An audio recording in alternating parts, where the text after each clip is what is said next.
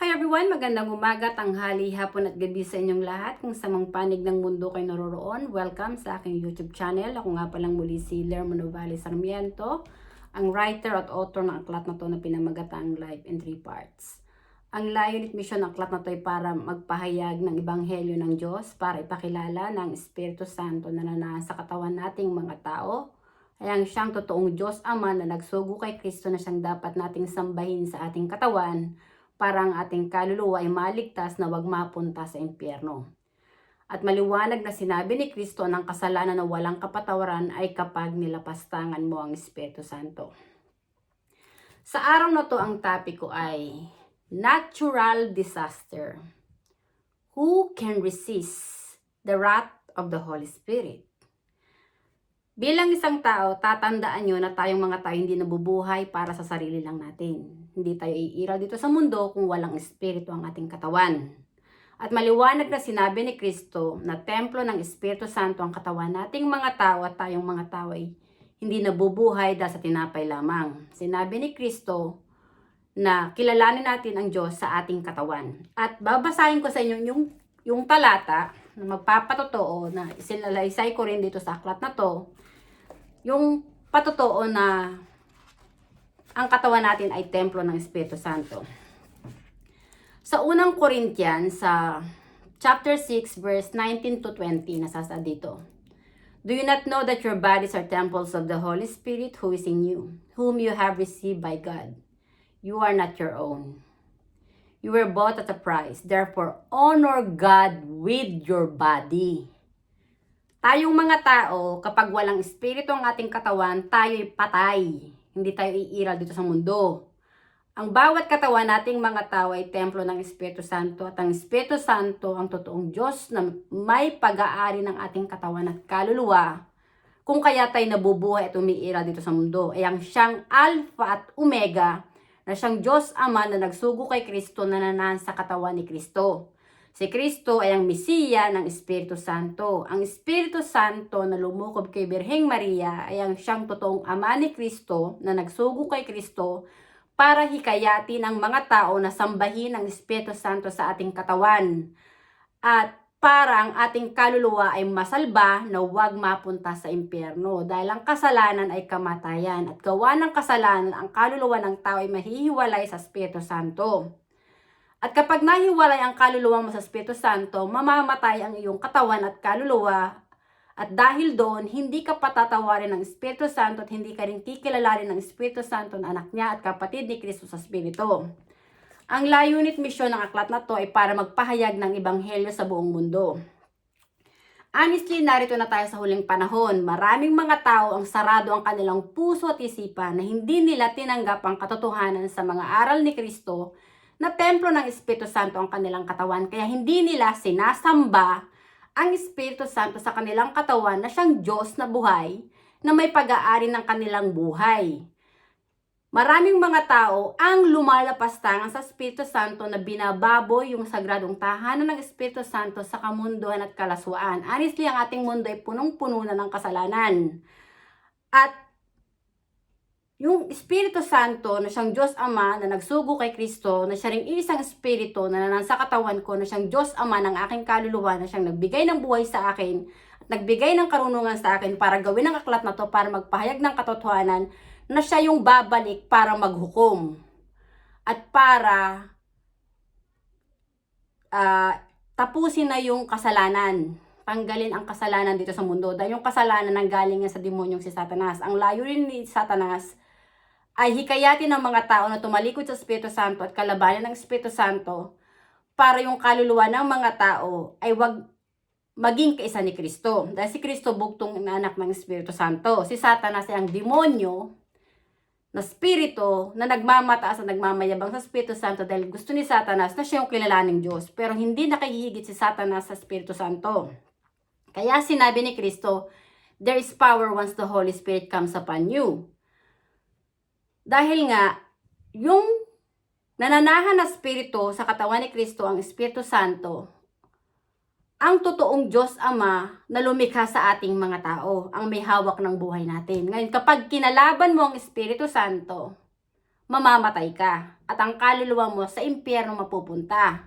Ang misyon ni Kristo, hikayatin ang bawat tao na magsisi, tumalikod sa paggawa ng masama at magbalik loob sa Espiritu Santo para patawarin ng Espiritu Santo ang kasalanan ng tao at nang sa gayon ang kaluluwa ng tao ay muling ipanganak sa Espiritu na maging bagong nilalang ng Diyos, na maging kapatid ni Kristo sa Espiritu at maging anak ng Diyos dahil yung tao na muling ipinanganak ang kanilang kaluluwa sa Espiritu ay ang Espiritu Santo na nasa kanilang katawan ang kanilang sinasamba at iniibig ng higit sa lahat dahil alam nila ng Espiritu Santo ang Diyos Ama na may pag-aari ng kanilang katawan at kaluluwa.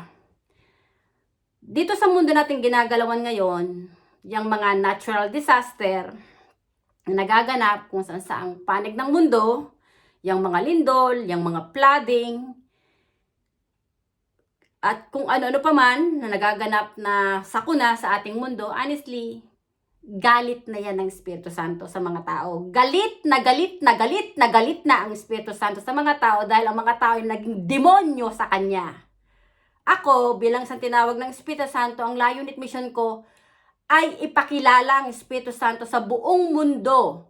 Ng Espiritu Santo lang ang nag-iisang Diyos na banal na may pag-aari ng katawan nating mga tao. Dahil ang Espiritu Santo ang nananahan sa ating katawan, ang siyang totoong Diyos Ama ng ating kaluluwa na nagbigay ng buhay sa atin kaya tayo nabubuhay at umiiral dito sa mundo. Hindi tayo umiiral dito sa mundo gawa ng unggoy na katulad ng katuruan ng mga sayantipiko na ang human lives daw ay nagmula sa unggoy. Pero honestly, si Kristo, ang pinahayag niya, templo ng Espiritu Santo ang katawan ng tao. At tayong mga tao hindi nabubuhay dahil sa tinapay lamang.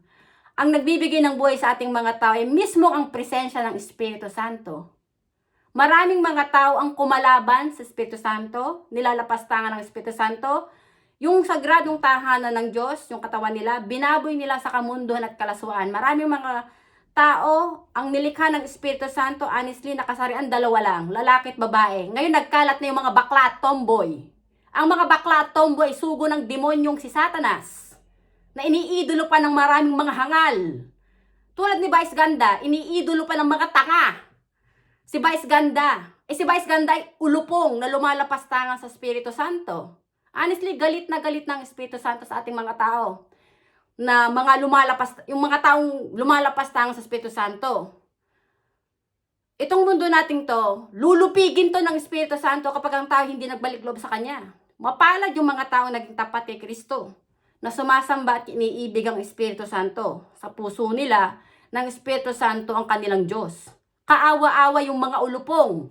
Yung mga bulaang propeta ng Romano Katoliko, mga ulupong kayong lahat. Galit na ang Espiritu Santo, mga pinutukan kayo ng lintik. Hindi nyo hinikayat ang tao na repent at sambahin ng Espiritu Santo ang Holy Father. Kayong mga ulupong, inidolo nyo ang sarili nyo na kayo ang tawaging Father dito sa lupa. At yung inyong pinakapinuno dyan sa Vaticano, iniidolo nyo ang Holy Father na mga pinutukan kayong lahat ng lintik. Ang Espiritu Santo lang na nananahan sa katawan ng tao, ang totoong Holy Father, hindi ang Papa ng Romano Katoliko. Galit na ang Espiritu Santo sa mga tao. Ako, bilang isang tinawag ng Espiritu Santo at maging tagapagsalita niya, hinusgahan ako ng maraming tao.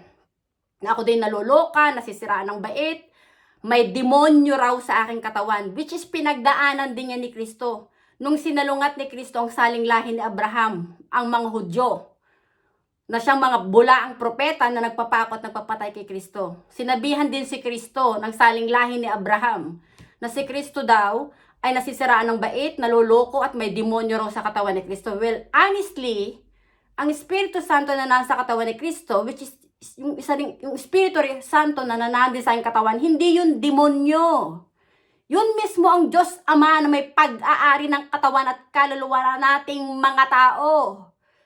Yung mga taong patay ang kanilang buhay espiritual, ang sinasamba nila yung mga ministro nila ng kanilang relihiyon. Hindi nila sinasamba ang Espiritu Santo sa kanilang katawan. Kaya honestly, maraming kaluluwa ang pupunta sa impyerno kung hindi nyo sasambahin ang Espiritu Santo sa katawan nyo, na siyang inyong Diyos. Honestly, galit na galit ng Espiritu Santo. Yang nagdaan na COVID-19, Unang patikim niya na galit ng Espiritu Santo sa tao. Marami na siyang pinatay na tao na lumisan sa mundo gawa ng COVID-19. Yang mga sakuna nangyayaring lindol, nangyayaring lately lindol sa Taiwan, yang mga pagbaha sa Dubai, yung pagbaha sa kung saan lugar, honestly, mga parusa yan ng Espiritu Santo sa mga tao. At bilang isang tagapagsalita ng Espiritu Santo, sinasabi ko sa inyo, hindi si Kristo ang babalik, kundi mismo ang Espiritu Santo. Dahil ang Espiritu Santo may pag-aari ng buhay natin. Hindi si Kristo. Hindi si Jesus. Si Jesus, ang katawan niya, templo ng Espiritu Santo. Na winasak ng saling lahi ni Abraham. Na pinapako sa krus at pinatay. Na hindi nila naunawa na yung katawan ni Kristo, sagradong tahanan ng Espiritu Santo, ang winalang niya ng saling lahi ni Abraham, ng mga Hudyo. Kasi itong si Abraham, dalawang naging anak ng Judas na yan eh. Anak niya si Isaac kay Sarah na sinungaling na babae na nanilang kay Parowa. Si Ismael, anak yan ni Abraham kay Hagar na isang utusan ni Sarah na taga-Ehipto. Dahil nilinlang nitong si Sarah at saka ni Abraham yung si Parowa. So, nung umalis siyang sina Sarah at saka yung si Abraham sa Ehipto at bumalik sa kanilang lugar, yung mga nakamkam nila sa lugar ng Ehipto ay dinala nila mismo sa kanilang lugar. At yung si Hagar na isang utusan na taga-Ehipto ay inutusan ni Sarang demonya na galawin ni Abraham at doon kay Hagar ipinanganak si Ismael. Walang sino mang tao na makapanlilin lang sa Espiritu Santo at walang sino mang taong nakahihigit sa Espiritu Santo dahil yung ating katawan, pag-aari yan ng Espiritu Santo. Yung ating buhay, pag-aari yan ng Espiritu Santo. Hindi natin pag-aari ang buhay natin. Hiram lang natin sa Espiritu Santo. Dapat ang sambahin lang natin sa ating sarili, sa ating katawan, ay ang Espiritu Santo na nanasa ating katawan na siyang Diyos Ama na nagsugo kay Kristo. Yung saling lahi ni Abraham, sa parte ni Isaac, yung mga Hudyo, hindi nila kinikilala si Kristo na anak ng Diyos dahil hindi nila tinanggap ang Espiritu Santo na siyang lumukob kay Birheng Maria ay ang siyang totoong ama ni Kristo. Sa tingin ng mga Hudyo, si Kristo ay bastardo at walang ama dahil hindi naman ipinanganak ang kanilang kaluluwa sa Espiritu. Totoo yung sinabi ni Kristo. Ang sinungaling ay anak ng demonyo. Si Abraham, honestly, sinungaling. Pati yung asawa niyang si Sarah, sinungaling din. Sila ang nanlilang kay Parowa. Kaya yung lugar ng Ehipto ay naparusahan ng Diyos dahil gawa ng sinungaling na si Abraham at si Sarah. Sila ang pinagmula ng kaguluhan. Honestly, yung Diyos ni Abraham ay ang demonyong si Satanas. Ang ama ni Kristo at ang Diyos ni Kristo ay ang Espiritu Santo na nasa katawan niya. Ang totoo sa sinabi ni Kristo, walang sino man ang makakalapit sa kanyang ama, kundi sa pamamagitan lang niya. Dahil kung hindi mo tatanggapin ang katotohanan sa mga aral ni Kristo na templo ng Espiritu Santo ang iyong katawan, hindi mo sasambay ng Espiritu Santo sa iyong katawan na siyang iyong Diyos, na siyang amang espiritual ng iyong kaluluwa, hindi ka maliligtas. Ang kaluluwa mo ay sa impyerno mapupunta. Ako, hinusgahan man ng tao na ako ay naloloka, nasisira ng bait, at may demonyo sa aking katawan, wala yung mga binato nyo sa aking salita dahil alam ko na yung mga binato yung salita, hindi para sa akin yun. Mismong sinabi sa akin ng Espiritu Santo na nasa katawan ko. Yung mga binato nilang salita para sa'yo, hindi para sa'yo yun. Sa akin yun nila pinapatama dahil galit sila sa akin, hindi sila galit sa'yo. Bilang isang tagapagsalita ng Espiritu Santo, hindi ako ang una ninyong ininsulto na sinabihan nyo na nasisira ng bait, naloloka at may demonyo sa aking katawan. Mismo ang Espiritu Santo na siyang Diyos Ama na nagbigay ng buhay sa akin na siyang pinahayag ko dito sa aklat na to. Honestly, ang layunin ni Kristo mag-repent na ang mga tao. Ang mission ko, hikayatin din ang mga tao na mag-repent na kayo. Magsisi na kayo, magbalik loob kayo sa Espiritu Santo at sambahin niyo ang Espiritu Santo sa inyong katawan. Dahil ang Espiritu Santo ang Diyos Ama na may pag-aari ng buhay natin. Hindi yung Papa ng Romano Katoliko na isang impostor, isang demonyo na utusan ni Satanas, na ang layunin niya ay hikayatin ng mga tao na sumamba sa mga rebolto, santo-santo at Diyos-Diyosan. At ang ginawa ng pinutukan ng lintik na Papa ng Romano Katoliko, itinaas niya ang sarili niya na siyang tawaging Holy Father dito sa lupa. Walang katotohanan ng Holy Spirit lang.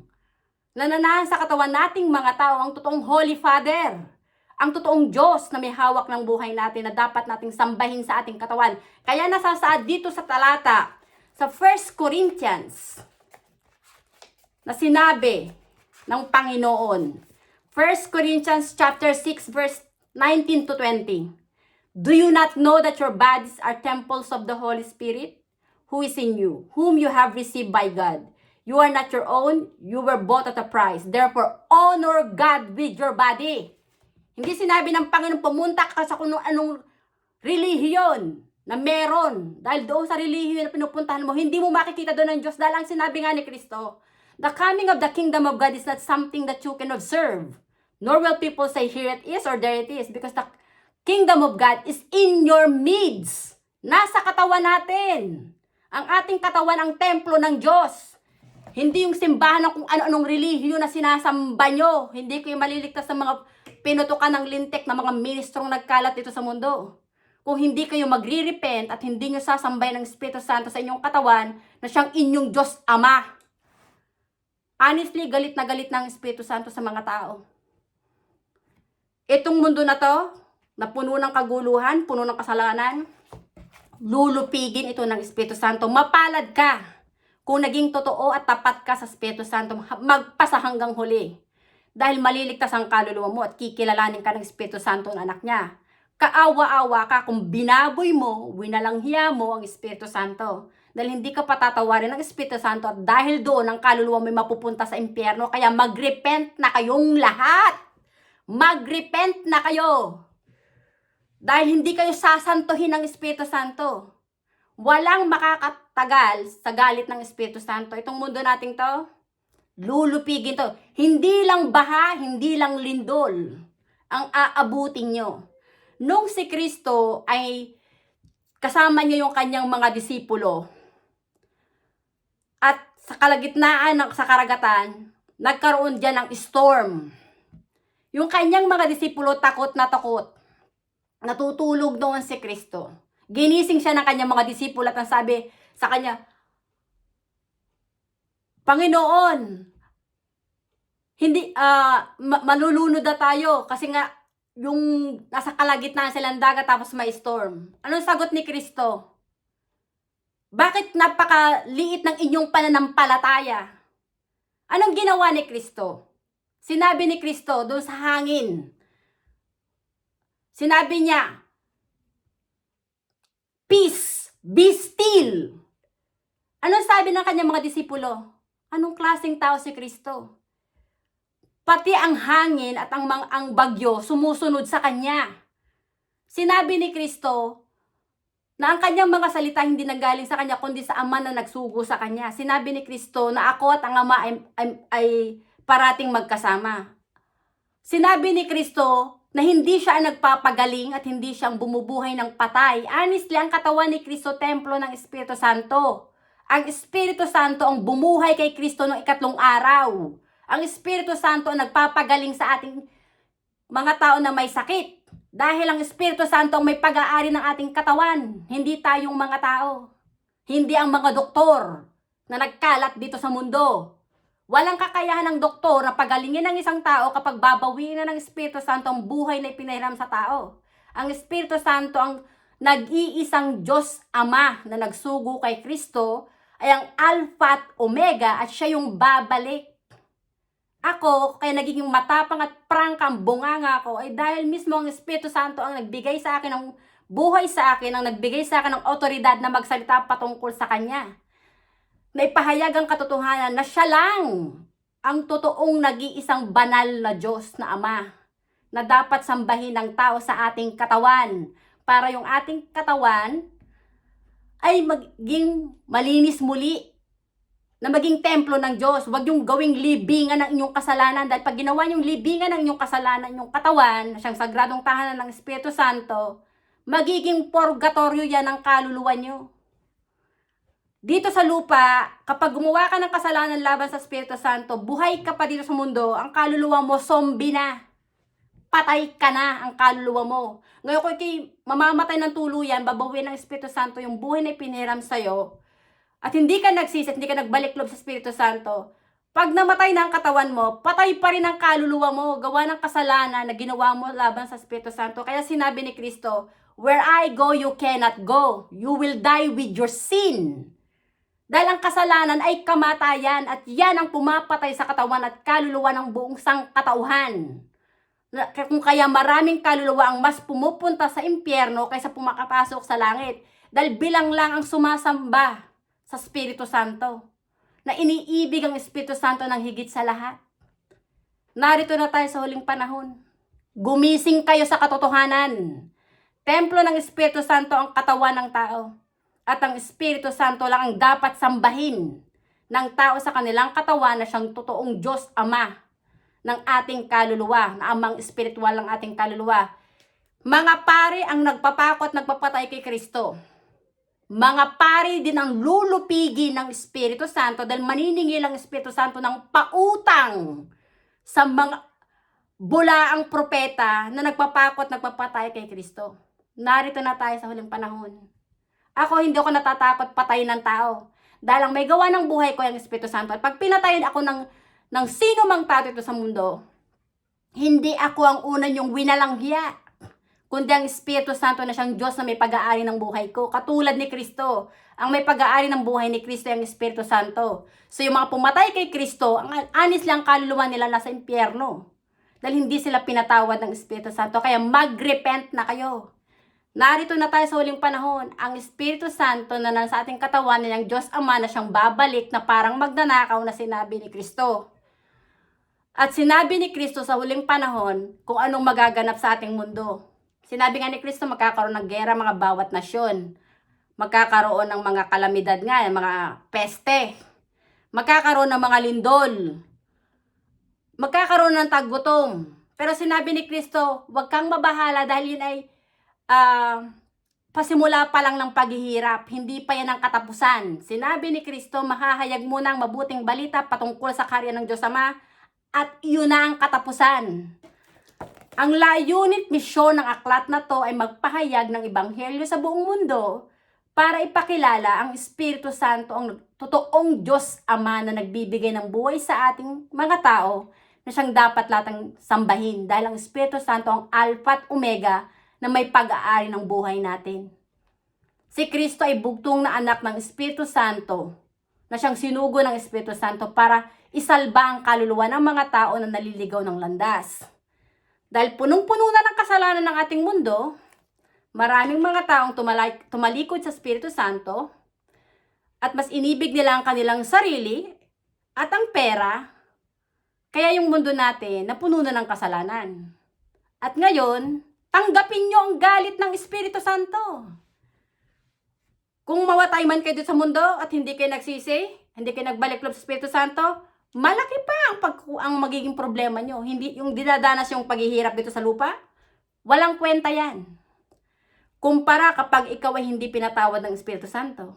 Dahil pag hindi ka pinatawad ng Espiritu Santo at hindi ka kinilala ng Espiritu Santo na anak niya, yung kaluluwa mo maglalango yan sa impyerno. Dahil hindi ka kikilalanin din ni Kristo na kapatid niya sa Espiritu dahil hindi mo sinamba ang Espiritu Santo sa katawan mo na siyang Diyos Ama ng kaluluwa mo. Maraming salamat sa inyong pakikinig at hanggang sa muli. Hinihikayat ko ang mga tao sa buong mundo na tanggapin niyo ang katotohanan sa mga aral ni Kristo na templo ng Espiritu Santo inyong katawan. At ang Espiritu Santo ang Diyos Ama na nagsugo kay Kristo ang siyang Diyos na may pag-aari ng buhay nating mga tao.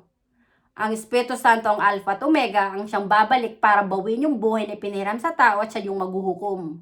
Ngayon, kung hindi mo sinamba ang Espiritu Santo sa puso, isipan, sa iyong katawan at sa iyong kaluluwa na ang Espiritu Santo ang iyong Diyos Ama at ang espiritual na iyong kaluluwa, yun ang malaki mong pagkakamali. Dahil hindi ka naging kaisa ni Kristo na ang Espiritu Santo ang sinasamba. Hindi ka magiging kapatid ni Kristo sa Espiritu. At dahil doon, hindi ka maliligtas. Maraming salamat sa inyong pakikinig at hanggang sa muli. Bye! Thank you!